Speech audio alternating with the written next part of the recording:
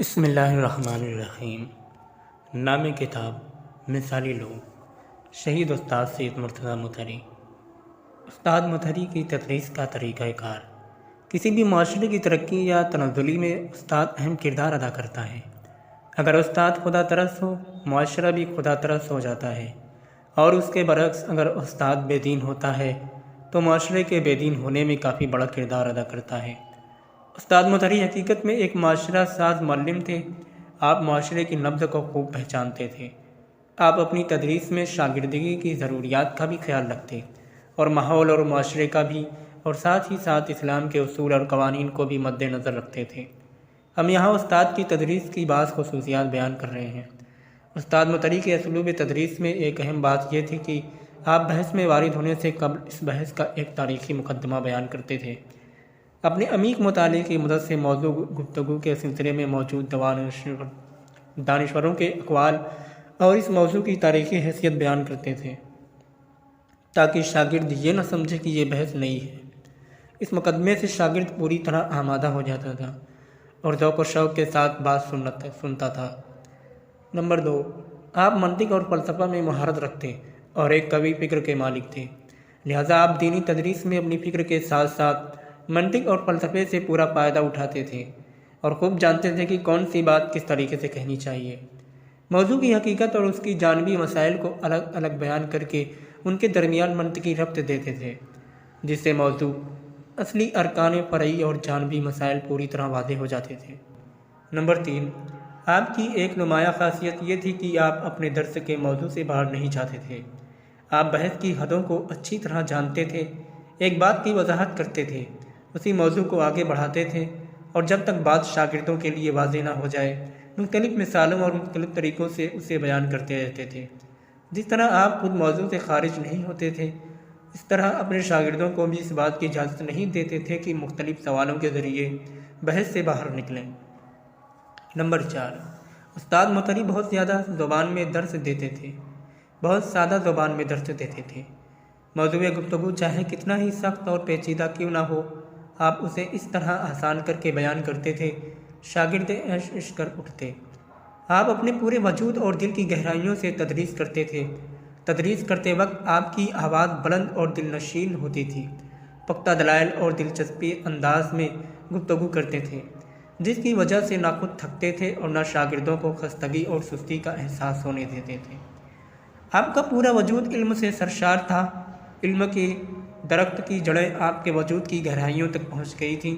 آپ درخت علم کی اپنے خون جگر سے سینچائی کرتے تھے، اسے ہمیشہ سرسبز و شاداب رکھنے کے لیے اپنے پورے وجود سے کوشاں رہتے۔ اسی وجہ سے آپ کا درس ہمیشہ شاداب اور تازہ رہتا تھا۔ آپ کبھی اپنے مطالعے کو ترک نہیں کرتے تھے۔ اگر کوئی مسئلہ درپیش ہوتا اور اس کے سلسلے میں آپ کو کوئی نئی کتاب مل جاتی تو اپنی گزشتہ معلومات پر اکتفا نہ کرتے، بلکہ اس جدید کتاب کا بھی مطالعہ کرتے اور معینہ دانشمندوں کے افکار کے مطابق تازہ ترین نظریات پیش کرتے۔ اس وجہ سے آپ کا درس ہمیشہ تازہ اور نیا رہتا۔ نمبر 7، استاد متحری اپنے اساتذہ کا بہت احترام کرتے تھے، اور تدریس کے وقت اگر کسی استاد کا قول نقل کرتے تو ان کا نام پورے القاب اور نہایت احترام کے ساتھ لیتے۔ آپ کے عظیم الشان اساتذہ میں حضرت آیت اللہ بروجردی، حضرت آیت اللہ علامہ طباطبائی، حضرت امام خمینی قابل ذکر ہیں۔ نمبر 8، علوم کے باہمی رابطے سے آپ بخوبی واقف تھے اور درس کے دوران اس رابطے کو بیان بھی کرتے تھے۔ اگر ضروری سمجھتے تو ایک موضوع کو مختلف علوم کی روشنی میں واضح کرتے، جس سے آپ کے مختلف علوم پر احاطے کا پتہ چلتا ہے۔ نمبر 9، آپ کے دروس عام طور سے ذہن دہی سے ہوتے، یعنی شاگرد کو احساس ہو جاتا کہ یہ گفتگو اس کے کس فائدے کی ہے اور اس سے کس جگہ پر استفادہ کیا جا سکتا ہے۔ آپ کا درس صرف چند گھسی پٹی باتوں اور اعتباری مطالب پر مشتمل نہیں ہوتا تھا۔ نمبر 10، آپ کے درس کی ایک اہم خاصیت یہ تھی کہ آپ جو درس دینا چاہتے تھے پہلے خود اسے ہر زاویے سے مکمل طور پر سمجھتے تھے۔ آپ کے درس میں آنے والا بخوبی سمجھ سکتا تھا کہ آپ نے اپنی شاگردی کے دوران اسی درس کو بخوبی سمجھا ہے اور دل و جان سے حاصل کیا ہے۔ جب تک کسی موضوع پر پوری طرح تسلط حاصل نہیں ہوتا، آپ اس کی تدریس نہیں کرتے تھے۔ نمبر 11، اپنے درس میں اگر کسی کی بات پر تنقید کرنا ہوتی تو باکمال احترام اس شخص کا تذکرہ کرتے، کبھی بھی کسی کی شخصیت کی توہین نہیں کرتے تھے۔ نمبر 12، اگر آپ کو کسی کتاب پر تبصرہ کرنا ہوتا تو مطالعے کے دوران اس پر حاشیہ لگاتے اور تنقید اور تبصرے کے بعد شاگردوں سے بھی کہتے کہ آئندہ درس میں اس کا مطالعہ کر کے آئیں اور میری گفتگو پر تبصرہ حاصل کریں۔ استاد کی نظر میں مطالعے کا طریقہ۔ استاد متری بے نظم اور بے قاعدہ مطالعے کے مخالف تھے، اس لیے فرماتے تھے کہ لوگ ہوش و استعداد اور فہم و حافظے کے لحاظ سے مختلف ہوتے ہیں۔ سمجھدار لوگ اپنے حافظے سے صحیح استفادہ کرتے ہیں، جبکہ ناسمجھ لوگ سوچتے ہیں کہ حافظہ ایک انبار کے مانند ہے جسے ہمیشہ بھرا ہوا ہونا چاہیے اور ہمیشہ اس میں چیزیں بھرتے رہنا چاہیے۔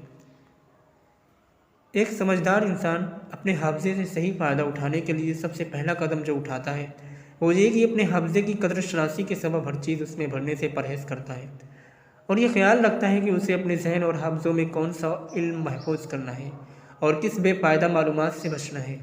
پھر فائدہ مند معلومات میں سے بھی جو چیزیں زیادہ نفع بخش ہیں ان کو محفوظ کر لیتا ہے اور ایک امانت دار کی طرح نہایت غور و فکر سے اپنی معلومات کو ترتیب دیتا ہے۔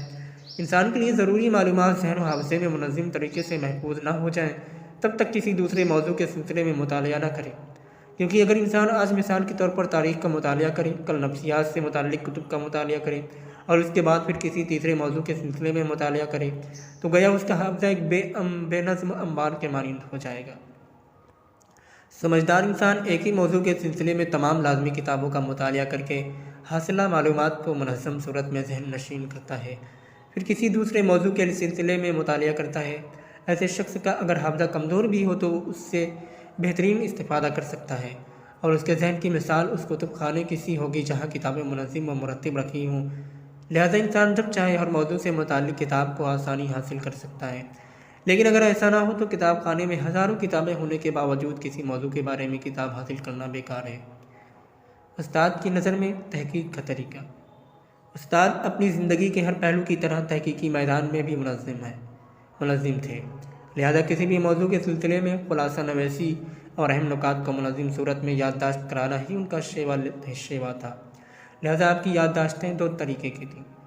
نمبر 1، ایسی یادداشتیں جو کسی خاص موضوع سے متعلق تھیں جیسے کہ قرآن، حضرت علی علیہ السلام، فلسفہ وغیرہ۔ نمبر 2، ایسی یادداشتیں جو مختلف موضوعات سے متعلق تھیں اور ان کے سلسلے میں ابھی کام باقی تھا۔ تحقیق کے سلسلے میں دوسرا اہم نکتہ یہ تھا کہ تحقیق ایسے موضوع کے بارے میں ہونا چاہیے جو سماج کی ضرورت ہو۔ شاید اسی وجہ سے بے فائدہ تحقیقوں کو دیکھ کر استاد کبیدہ خاطر ہوتے تھے۔ علمی و دینی مطالب پیش کرنے کی جدید روش۔ استاد علمی اور دینی مطالب پیش کرنے میں دو خصوصیت کے حامل تھے۔ نمبر 1، ان کی کوشش ہوتی کہ مطالب عام فہم اور جذاب ہوں۔ نمبر 2، مطالب پیش کرنے میں سماج کی ضرورتوں کو ملحوظ رکھتے تھے۔ منافقانہ افکار کی نقادی میں آپ خاص مقام رکھتے تھے، کیونکہ آپ نے دوسروں سے کافی پہلے اس خطرے کو محسوس کر لیا تھا۔ آپ کے زمانے میں کفر و شرک و نفاق جدید روش اور جدید تصویر کے ساتھ ظہور پذیر ہو رہے تھے، اسی سبب آپ نے نہایت ظرافت کے ساتھ اسلام کا دفاع کرتے ہوئے اسلام کی حقیقی فکر سے لوگوں کو آشنا کیا اور اپنا فرض ادا کیا اور آخری لمحات تک دین اور ولی فقیہ کی حمایت کرتے رہے۔ یونیورسٹی، عوام اور جوان۔ استاد متری نے 25 سال سے زیادہ یونیورسٹی میں منعقد سیمینار، علمی نشستوں اور مباحثوں، اساتذہ و طالب علم سے ملحق رہتے ہوئے وہاں موجود کچھ فکریوں، ناپختہ اندیشوں اور نفسیاتی مشکلات کا مقابلہ کیا۔ آپ کی علمی شخصیت اور سنجیدہ گفتگو نے یونیورسٹی کے بگڑتے ماحول میں نہایت مثبت اثر ڈالا، چنانچہ ایک اسلام شناس کے عنوان سے بھی آپ یونیورسٹی میں مقبول خاص و عام تھے۔ عام لوگوں کے ساتھ آپ کا رابطہ ہمیشہ برقرار رہا اور علمی مصروفیات کے باوجود کبھی آپ نے عوام کے درمیان گفتگو سے پرہیز نہیں کیا۔ عوام کے درمیان بھی ایسے مسائل کے بارے میں گفتگو کرتے رہے جن کی سماج کو ضرورت تھی اور اس طرح عمیق سے عمیق مسئلوں کو بھی سادہ زبان میں لوگوں تک پہنچاتے رہے۔ استاد متری ایسے کامیاب علماء میں سے تھے جنہوں نے اپنی عمر کا ایک بڑا حصہ جوانوں کی رہنمائی کے لیے وقف کر دیا تھا، کیونکہ ان کی نظر میں جوان ملک و قوم کا مستقبل ہے، لہٰذا ان کی رہنمائی اور ہدایت کو ہدف مانتے تھے۔ البتہ جوانوں سے ملنے جلنے کا طریقہ بہت اہم ہے اور اس میں افراط و تفرید نقصان دہ ثابت ہو سکتی ہے، لہذا استاد متری اپنی فراست اور سنجیدگی کی بنیاد پر جوانوں کے احساسات و افکار کو خوب سمجھتے اور ان کا احترام کرتے تھے۔